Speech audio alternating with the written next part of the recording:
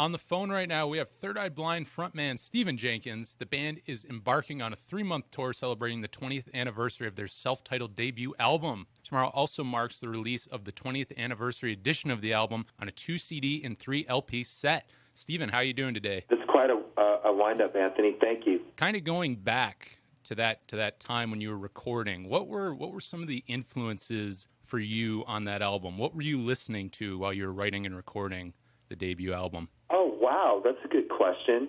What was I listening to? Jane's Addiction, Tribe Called Quest. Yeah, a lot of hip-hop stuff. Wow, I'm thinking of some other bands that were Oasis.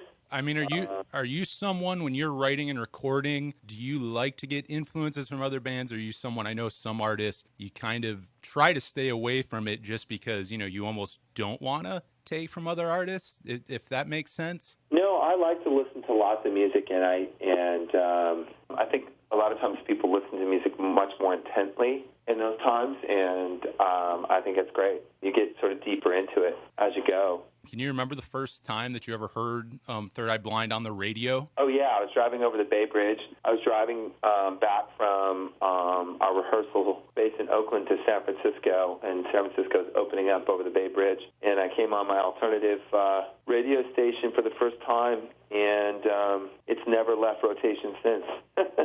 Not a bad feeling. And I mean, obviously, since you guys are playing the album live, just, over time, because you have, you play the hits, you play certain things, there's probably a lot of songs that you'll be playing off this album that you either haven't played in years, maybe you've never played at all.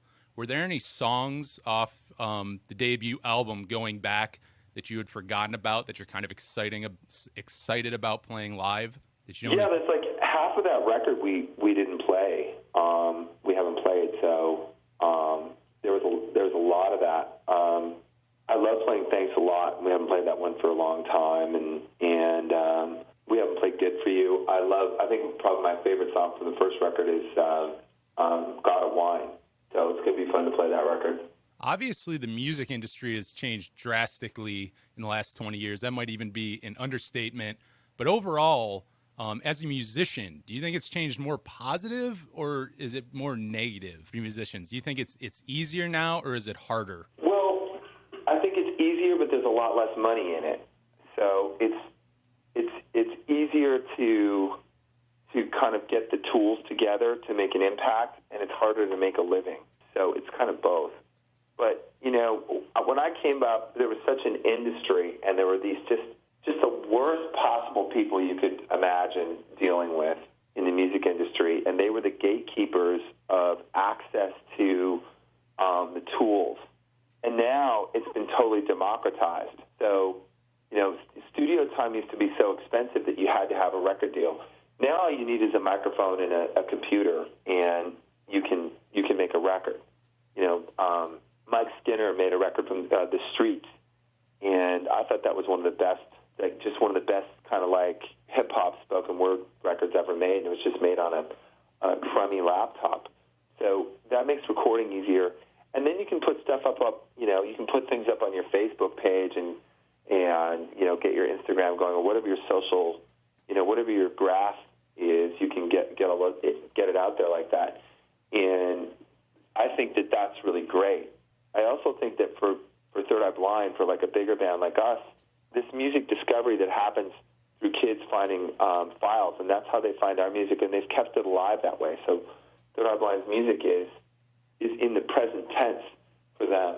They don't care when it came out. They care if it resonates to the life that they're living now, and that's why we have the audience that we do. That's why we can play a place this summer like Darien Lakes. It's because kids find that music through streaming, and it makes them want to be a part of it. So I love the time that we're in right now. Is it better? I don't know. It's different. It always evolves. And we haven't arrived either. Like, we're not at the place. There's never going to be some arrival. Things are always going to change. When the technology comes in, it will change stuff. But what won't change is that desire to find music that really, like, brings you into a state of fullness and makes you feel things and makes you connect with other people, and that's what we're all about.